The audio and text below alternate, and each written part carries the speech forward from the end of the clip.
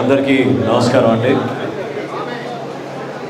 ముందుగా ఈ కార్యక్రమానికి ఆలస్యంగా విశాఖపట్నం నుంచి మీ అందరం కూడా దారిపడున్న మా జన సైనికులు నాయకులు స్వాగతం పలుకుతూ కొన్ని కారణాల వలన ఆలస్యంగా రావడం జరిగింది. దయచేసి మీరు అందరూ కూడా అర్థం చేసుకుంటారు, క్షమిస్తారని మనస్ఫూర్తిగా నేను మీడియా మిత్రులను కోరుకుంటూ రాబోయే 5 రోజుల్లో కూడా ఇక్కడే విజయనగరంలో పవన్ కళ్యాణ్ గారు ఒక మంచి ప్రణాళికతోటి జనసేన పార్టీ సంస్థాగతంగా బలోపేతం చేసుకోవడానికి క్షేత్రస్థాయి నుంచి కూడా మా నాయకులు కార్యకర్తలు మా జన సైనికులు వీర మహిళల దగ్గర నుంచి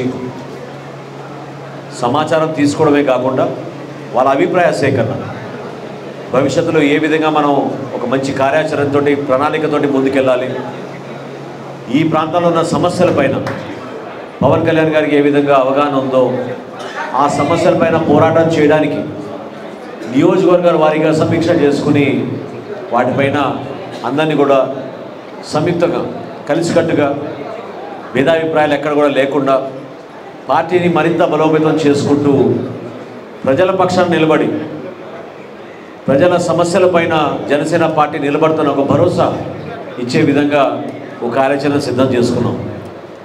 ప్రతి నియోజకవర్గం నుంచి కూడా మా వీర మహిళలు జన సైనికులు ఎక్కడైతే నాయకత్వం ఉందో ఆ నాయకుల్ని అందరూ కూడా ఆహ్వానించి ఎక్కువ సమయం మా పార్టీలో కష్టపడి పనిచేసిన వాలంటీర్లు అంటే క్రియాశీలక సభ్యత్వం నమోదు చేసుకునేటప్పుడు చాలామంది పాపం అహర్నిశలు కృషి చేసి పార్టీ బలోపేతం కోసం చాలామంది పాపం నిస్వార్థంగా పనిచేసిన నాయకులు చాలామంది ఉన్నారు.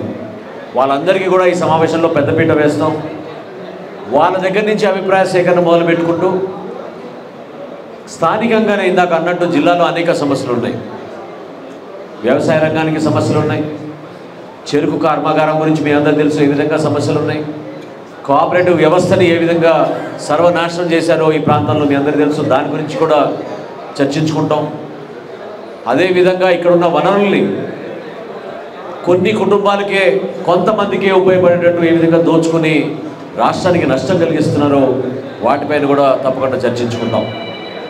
గత వారం పవన్ కళ్యాణ్ గారు జగనన్న కాలనీ సందర్శించడానికి విజయనగరానికి వచ్చినప్పుడు గుంకలంలో రాష్ట్రంలోనే అతిపెద్ద హౌసింగ్ కాలనీ ఏర్పాటు చేస్తున్నాం, పేదలందరికీ ఇళ్ళ నిర్మాణం చేస్తామని జగన్మోహన్ రెడ్డి గారు చేసిన ఒక ప్రకటన, దానికి అదో పెద్ద ప్రాపగాండా క్యాంపెయిన్గా తీసుకెళ్లారు. 12,500 మందికి గుంకలంలో మేము ఇళ్ల స్థలాలు ఇచ్చి అద్భుతంగా వాళ్ళకి గృహ నిర్మాణం చేస్తున్నాం అని చెప్పిన వ్యక్తులు పవన్ కళ్యాణ్ గారు సందర్శించడానికి వచ్చినప్పుడు వందల సంఖ్యలో కూడా కనపడలేదు అక్కడ పని. ఎక్కడ చూసినా అవినీతి, భూసేకరణ కూడా అవినీతి, ఇల్లు కట్టే విషయంలో కూడా అవినీతి. చివరికి లబ్ధిదారుల్ని బెదిరించి మీరు మా వాలంటీర్ల దగ్గరలే మా నాయకుల దగ్గరనే మీరు కాంట్రాక్ట్లు ఇచ్చి కట్టించుకోవాలి, మీరు కట్టించుకోలేరు, కేంద్ర ప్రభుత్వం ఇచ్చిన 1,80,000 రూపాయలతోటి ఈ కాలనీ నిర్మాణం కోసం మీరందరూ కూడా సొంతంగా నిధులు సేకరించుకుని కట్టాలని ఒత్తిడి తీసుకొస్తున్న సందర్భంలో పవన్ కళ్యాణ్ గారు సందర్శించారు. రాష్ట్ర వ్యాప్తంగా అందరికీ అర్థమైంది, 17,000 కాలనీలు 1,02,000 కోట్ల రూపాయలతోటి నిర్మాణం చేస్తున్నామని, దానికి భూసేకరణ కోసం 22,500 కోట్ల రూపాయలు ఈ ప్రభుత్వం వెచ్చించిందని సాక్షాత్ అసెంబ్లీలోనే దీని గురించి మాట్లాడారు.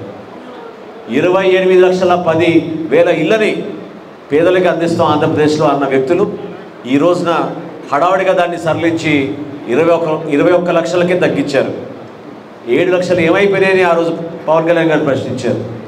అనేక మంది లబ్ధిదారులతోటి సభలో మాట్లాడేపోయాం, కానీ దారి పొడుగున కారు ఆపి చాలా చోట్ల యువతతోటి ప్రత్యేకంగా మాట్లాడినప్పుడు ఎక్కడ బాధ కలిగిందంటే మనకున్న యువత వాళ్ళు ఈరోజు నిరాశతోటి నిస్పృహతోటి తల్లిదండ్రులపైన ఇంకెంత ఆధారపడతామనే భావనతోటి పాపం వాళ్ళు వలసలకు ఇతర రాష్ట్రాలకు వెళ్ళిపోతున్నారు. వాటి గురించి వాళ్ళు మాట్లాడినప్పుడు, ఉద్యోగ అవకాశాలు లేకపోవడం ఆ విషయం గురించి మాట్లాడినప్పుడు పవన్ కళ్యాణ్ గారు కదిలించిపోయి మనం తగిన సమయం మనం కేటాయించే విధంగా ప్రత్యేకంగా విజయనగరం జిల్లా కోసం మనం మంచి ప్రణాళికతో ముందుకెళ్దామని ఈరోజు మమ్మల్ని అందరినీ కూడా ఈ సమావేశానికి ఆయన పంపడం జరిగింది. చాలా కూలంకుషంగా చర్చించుకుంటాం. మీడియా మిత్రులకి నా రిక్వెస్ట్ ఏంటంటే ఈ 5 రోజుల్లో అనేక కార్యక్రమాలు కూడా చేస్తాం. కొన్ని ఫీల్డ్ విజిట్స్ కూడా పెట్టుకుంటాం. మా నాయకులతో మేము కలిసి సమస్యలపైన అవగాహన తెచ్చుకున్న తర్వాత అవసరమైతే క్షేత్రస్థాయి పర్యటనలు కూడా చేస్తాం. ఆ విషయాలన్నీ కూడా తప్పకుండా మరొకసారి మీతోటి ఈ 5 రోజులు ముగించిన తర్వాత, ఎందుకంటే 27వ తారీఖున పవన్ కళ్యాణ్ గారు ఇప్పటం గ్రామంలో ప్రతి ఇంటికి ఏదైతే ఈ ప్రభుత్వం ధ్వంసం చేసిందో కక్షపూరితంగా వాళ్ళందరికీ కూడా ₹1,00,000 ఆర్థిక సాయం అందించడానికి వచ్చే 27వ తారీఖున ఆ కార్యక్రమం ఏర్పాటు చేయబోతున్నాం. దానికి మేమందరం కూడా హాజరవ్వాలి కాబట్టి 27వ తారీఖు వరకు ఖచ్చితంగా ఈ ప్రాంతాల్లోనే ఉండి అందుబాటులో ఈ సమస్యలపైన పార్టీ బలోపేతం కోసం ఖచ్చితంగా రాబోయే రోజుల్లో అంచెలంచెలుగా మేము ఎదుగడానికి జిల్లా నాయకత్వం, క్షేత్రస్థాయిలో మండల స్థాయిలో నాయకత్వం, జిల్లా కమిటీలు, మండల కమిటీలు, తదనంతరం నియోజకవర్గాల్లో వివిధ నియోజకవర్గాల్లో ఇన్ఛార్జీలు నియమించడానికి కూడా కసరత్తు మేము పవన్ కళ్యాణ్ గారి ఆదేశాల మేరకు మొదలుపెట్టాం. అది ఖచ్చితంగా పూర్తి చేస్తాం. మంచి భవిష్యత్తు ఉన్న ప్రాంతం. ఈ ప్రాంతంలో జనసేన పార్టీ ఇంకా బలంగా ఎదుగుతుంది.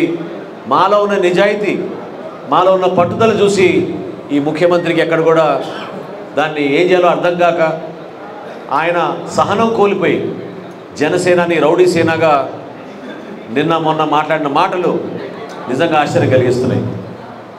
వాస్తవంగా జన సైనికులు, వీర మహిళలు, మా పార్టీ అధ్యక్షుడు పవన్ కళ్యాణ్ గారు సమాజానికి ఉపయోగపడే విధంగా పార్టీ నిర్మాణం చాలా కష్టపడి సొంత భుజాలపైన ఆయన మోసి 2014 నుంచి ఎదురీత ఎన్ని ఇబ్బందులైనా సరే, ఎన్ని అవమానాలకు గురైనా సరే మన రాష్ట్రం కోసం, మన బిడ్డల కోసం మనం నిలబడాలని ఒక మంచి భావనతో ఆయన పార్టీ నడుపుకుంటూ ముందుకు తీసుకొస్తూ ఉన్నారు.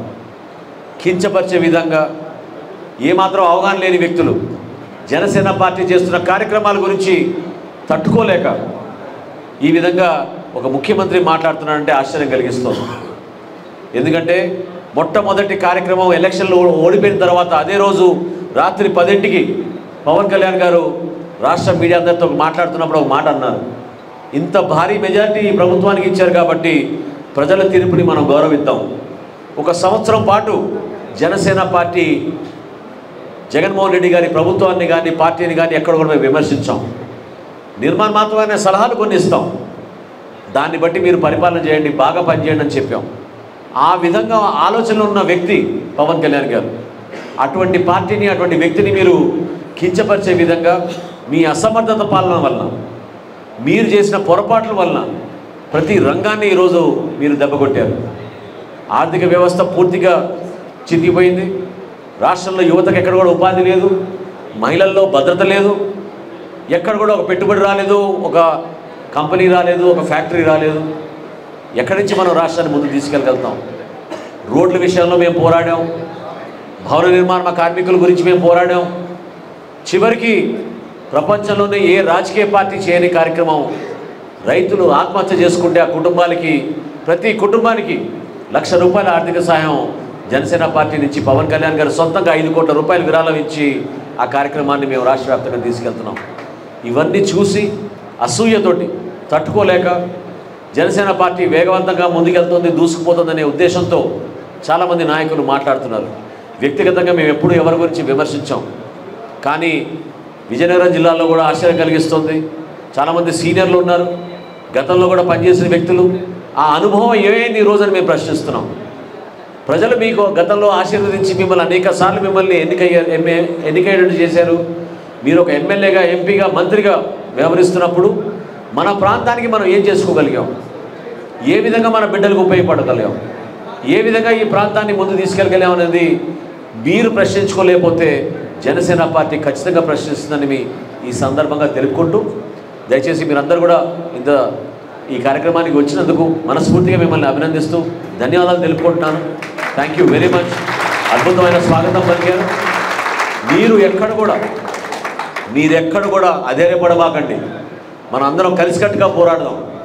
ఈ ప్రభుత్వం వాళ్ళు చేస్తున్న దౌర్జన్యాల గురించి, వాళ్ళు చేస్తున్న అవినీతి కార్యక్రమాల గురించి ఎండగట్టాల్సిన బాధ్యత సామాన్యుడ ప్రజల గొంతు వినిపించాల్సిన బాధ్యత జనసేనకు ఉంది. దాన్ని మనం అంకిత భావంతో ముందుకెళ్దామని మరొకసారి సందర్భంగా తెలుపుకుంటూ మీడియా మిత్రులందరితో నేను తప్పకుండా రాబోయే 5 రోజుల్లో అనేక సందర్భాల్లో మేము అందరినీ కలుసుకుని మాట్లాడతాను. దయచేసి మీరు సహకరించండి. మా పార్టీ ఇంటర్నల్ ప్రోగ్రాంలో మేము ఈ విజయనగరం జిల్లా గురించి ముందుగా మేము రివ్యూ చేసుకుని దాని తర్వాత ఈ 5 రోజులు ప్రతి నియోజకవర్గం నుంచి సమయం కేటాయించడం జరిగింది.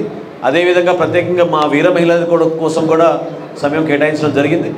ఆ కార్యక్రమాలన్నీ పూర్తయిన తర్వాత మరొకసారి మీ అందరితోటి సమావేశం ఏర్పాటు చేసుకుందామని మనస్ఫూర్తిగా తెలుపుకుంటున్నాను.